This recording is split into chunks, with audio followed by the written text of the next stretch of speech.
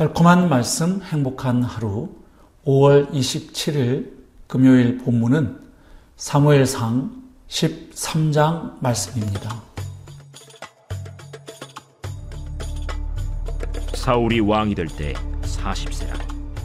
그가 이스라엘을 다스린 지 2년에 이스라엘 사람 3,000명을 택하여 그 중에서 2,000명은 자기와 함께 믹마스와 베델산에 있게 하고 1,000명은 요나단과 함께 베냐민 기브아에 있게 하고 남은 백성은 각기 장막으로 보내니라. 요나단이 게바에 있는 블레셋 사람의 수비대를 치매 블레셋 사람이 이를 들은지라. 사울이 온 땅에 나팔을 불어 이르되 히브리 사람들은 들으라 하니 온 이스라엘이 사울이 블레셋 사람들의 수비대를 친 것과 이스라엘이 블레셋 사람들의 미움을 받게 되었다 함을 듣고 그 백성이 길갈로 모여 사울을 따르니라.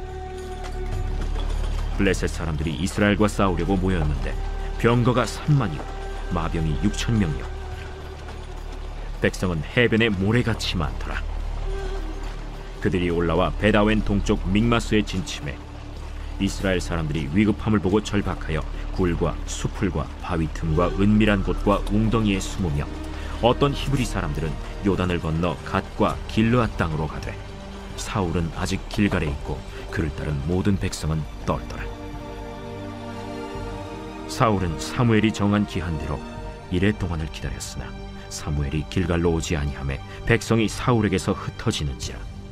사울이 이르되 번제와 화목제물을 이리로 가져오라 하여 번제를 드렸더니 번제 드리기를 마치자 사무엘이 온지라. 사울이 나가 맞으며 문안하매 사무엘이 이르되 왕이 행하신 것이 무엇이냐? 백성은 내게서 흩어지고 당신은 정한 나라 내 오지 아니하고 블레셋 사람은 믹마스에 모였음을 내가 보았으므로 이에 내가 이르기를 블레셋 사람들이 나를 치러 길갈로 내려오겠거늘 내가 여호와께 은혜를 간구하지 못하였다 하고 부득이하여 번제를 드렸나이다. 왕이 망령되이 행하였도다.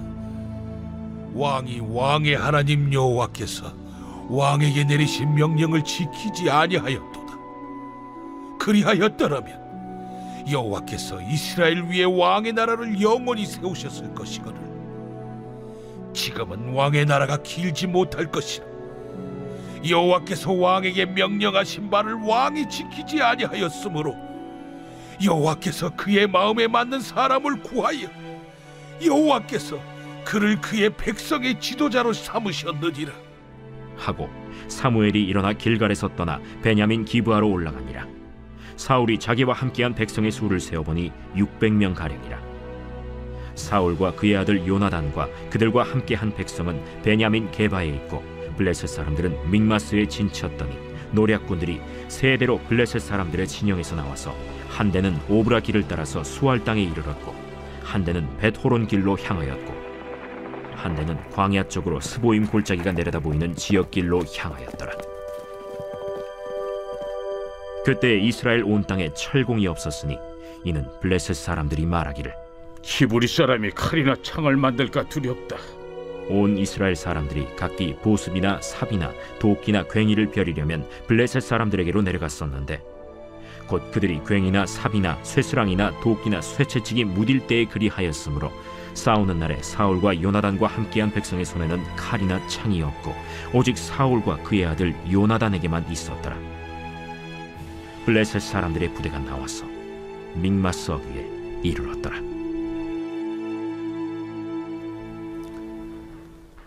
오늘 본문은 사울이 이스라엘의 왕으로서 첫 전쟁을 수행하게 된 상황을 기록하고 있습니다.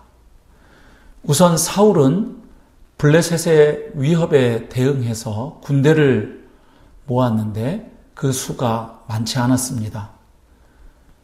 사울은 상비군으로 3,000명을 모아서 그들로 하여금 블레셋을 방어하도록 했습니다.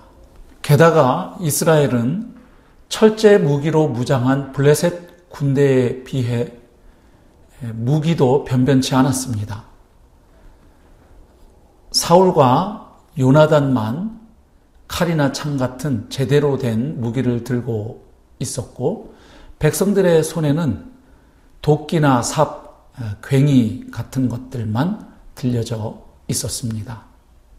자, 이런 상황에서 이스라엘 백성들은 블레셋 군대의 위용 앞에서 두려워하고 불안해 했습니다. 그 불안이 점점 커져만 갔죠. 그래서 숨는 사람들이 늘어나기 시작했습니다. 엎친 데 덮친 격으로 선지자 사무엘이 약속한 기한 내에 도착하지 못했습니다.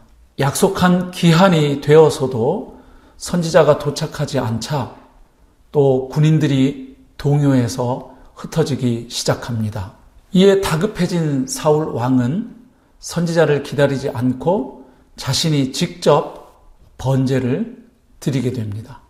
이런 상황들을 볼 때 결국 하나님은 사울 왕을 막다른 상황에 몰아붙이신 것으로 보여집니다.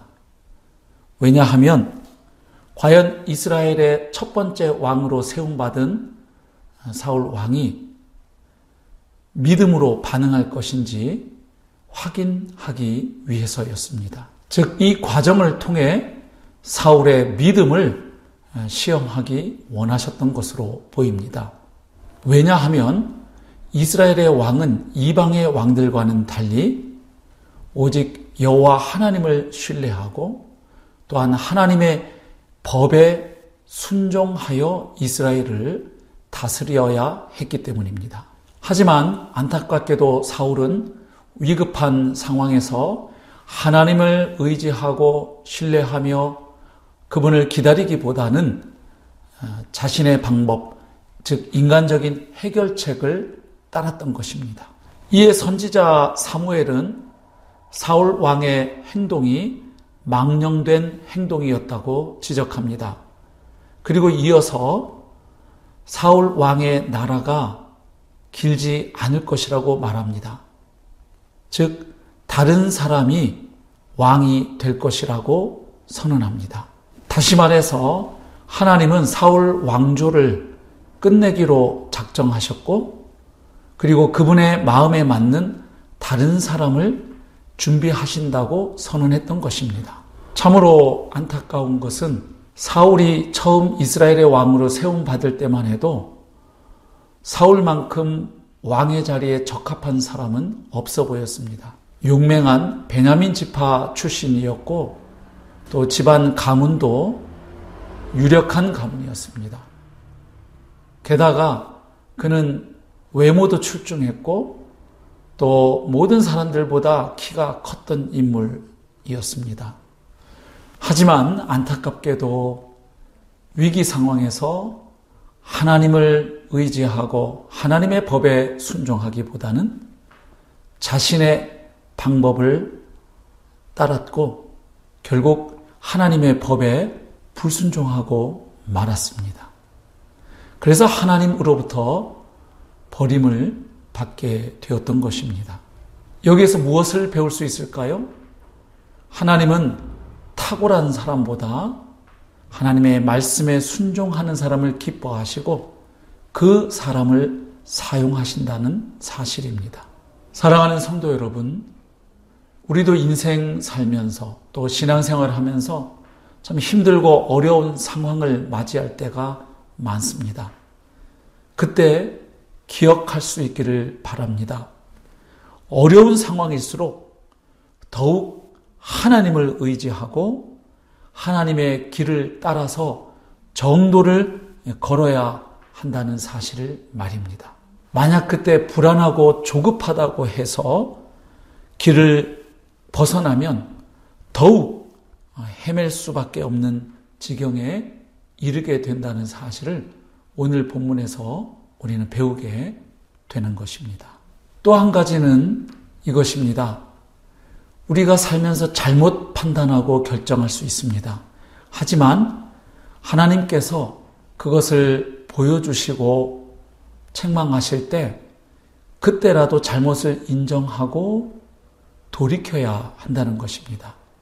오늘 본문에서 보면 선지자 사무엘이 사울 왕을 책망할 때 사울은 겸손하게 자신의 잘못을 인정하고 회개하기보다는 그저 자신의 상황을 설명하고 자기를 합리화하고 변명하기에 급급했던 모습을 보게 됩니다. 바로 이것이 사울과 다윗의 결정적인 차이점이었죠. 다윗도 보면 실수를 많이 합니다. 하지만 다윗은 하나님이 선지자를 통해서 책망하셨을 때 자신의 잘못을 깨닫고 인정합니다. 그리고 하나님 앞에 회개합니다. 우리도 인생을 살아가면서 힘들고 어려울 때일수록 하나님의 말씀에 순종하고 하나님을 신뢰해야 하겠습니다. 하지만 혹여나 인간의 연약함 때문에 실수하거나 잘못한다 하더라도 하나님께서 그것을 보여주시고 책망하실 때 신속하게 돌이켜 회개할 수 있기를 바랍니다.